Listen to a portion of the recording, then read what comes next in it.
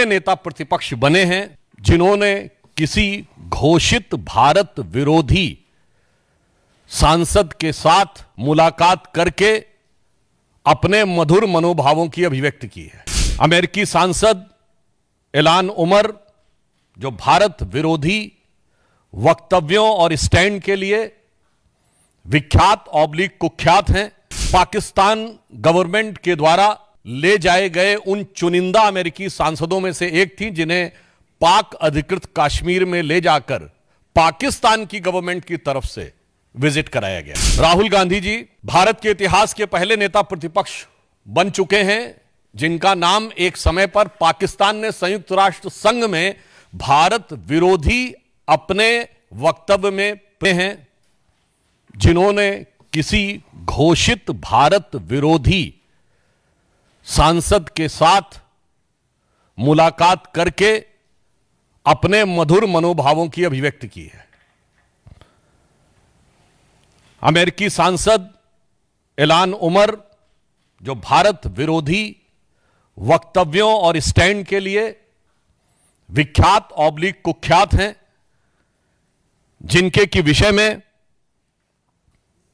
एक सर्वविदित सत्य है कि पाकिस्तान गवर्नमेंट के द्वारा ले जाए गए उन चुनिंदा अमेरिकी सांसदों में से एक थी जिन्हें पाक अधिकृत कश्मीर में ले जाकर पाकिस्तान की गवर्नमेंट की तरफ से विजिट कराया गया था। यह अनेक मौकों के ऊपर ऐसे बयान दे चुकी हैं जो सीधे मुस्लिम ब्रदरहुड और आईएसआई के लिए प्रत्यक्ष अथवा परोक्ष रूप से सहानुभूति दर्शाते हैं। राहुल गांधी जी भारत के इतिहास के पहले नेता प्रतिपक्ष बन चुके हैं जिनका नाम एक समय पर पाकिस्तान ने संयुक्त राष्ट्र संघ में भारत विरोधी अपने वक्तव्य में प्रयोग किया था और आज अपने उनके भारत विरोधी मित्रों की श्रृंखला में एक और उपलब्धि राहुल गांधी को प्राप्त हुई है। He has further added another feather to his cap of anti India friends, जब पन्नू ने उनकी तारीफ की है, यानी पाकिस्तान से लेकर पन्नू तक की और इल्हान उमर तक उनकी तारीफों में जो पुल गढ़े जा रहे हैं उसमें एक नया नाम और भी है। ये जनाब हैं मुशफिकुल फजल। ये वो पत्रकार हैं, आप सबको ध्यान हो, जिन्होंने व्हाइट हाउस की प्रेस कॉन्फ्रेंस में और यूएन स्पोक्स पर्सन से अरविंद केजरीवाल के बारे में, अरेस्ट के बारे में सवाल पूछा था। ये है वो महोदय। अब आइए साहब, और ये महोदय जो हैं, देखिए कितने मधुर भाव से सेल्फी ले रहे हैं राहुल गांधी जी के साथ।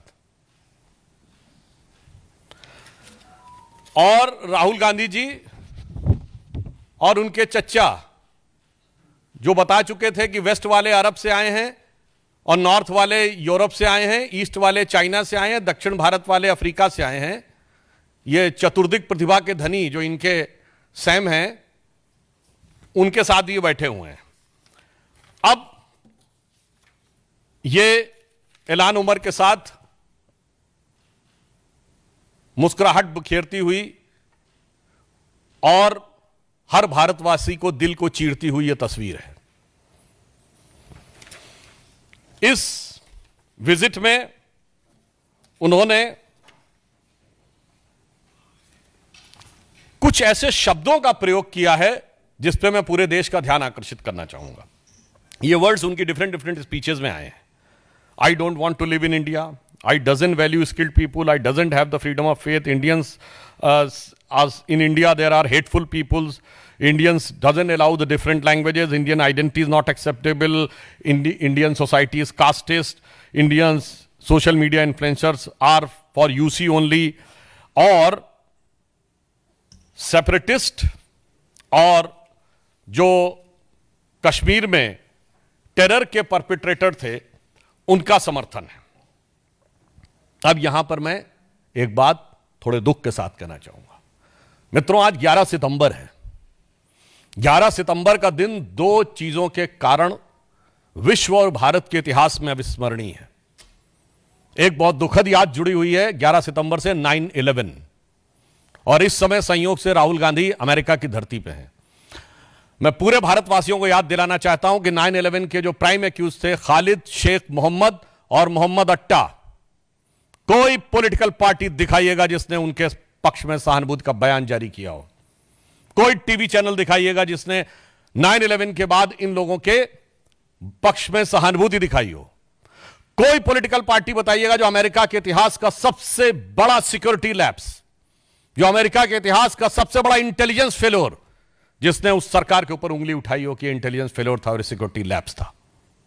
ना, बल्कि पूरे अमेरिका ने और उनकी सारी पॉलिटिकल पार्टी ने फर्म रिजॉल्व किया। जॉर्ज बुश जो रिपब्लिकन थे, उन्होंने कहा कि हम ओसामा बिन लादेन को मारेंगे, और बराक हुसैन ओबामा जो कि डेमोक्रेट थे, उस काम को अंजाम दिया। आज भारत में अगर उसके समकक्ष जो भारत की संसद पे हमला हुआ, जिसके लिए सर्वोच्च न्यायालय ने rare of the rarest crime शब्द का प्रयोग किया है अपने जजमेंट में, आप जाके चेक कर सकते हैं अफजल गुरु की हैंगिंग के बारे में। 7 साल उसकी हैंगिंग रुकी रही, और आज भी जम्मू कश्मीर चुनाव में कांग्रेस के मुख्य सहयोगी दल कहते हैं कि अफजल गुरु की हैंगिंग गलत थी। और यह राहुल गांधी अफजल की पहली बरसी पर, लोग शायद भूल गए होंगे वो जेएनयू में जो नारे लगे थे ना, भारत तेरे टुकड़े होंगे इंशाअल्लाह, और ये अफजल हम शर्मिंदा है तेरे कातिल जिंदा, वो था क्या?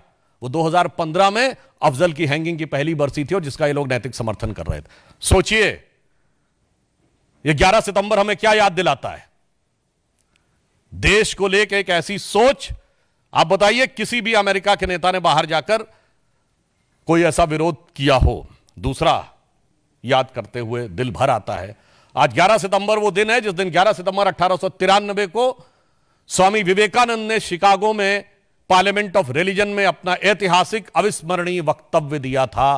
दुख, 29 साल के उस युवा सन्यासी ने भारत की वो प्रतिष्ठा बढ़ाई थी कि शिकागो हेराल्ड ट्रिब्यून ने यह लिखा था कि इस युवा सन्यासी के पास लगता है ज्ञान का वो समुद्र है जिसकी एक बूंद भी हमारे सारे विद्वानों के पास मिला के नहीं है। और एक 54 साल का युवा आज जाकर भारत और भारतीय संस्कृति को लांछित करने, अपमानित करने की कोई रास्ता नहीं छोड़ता।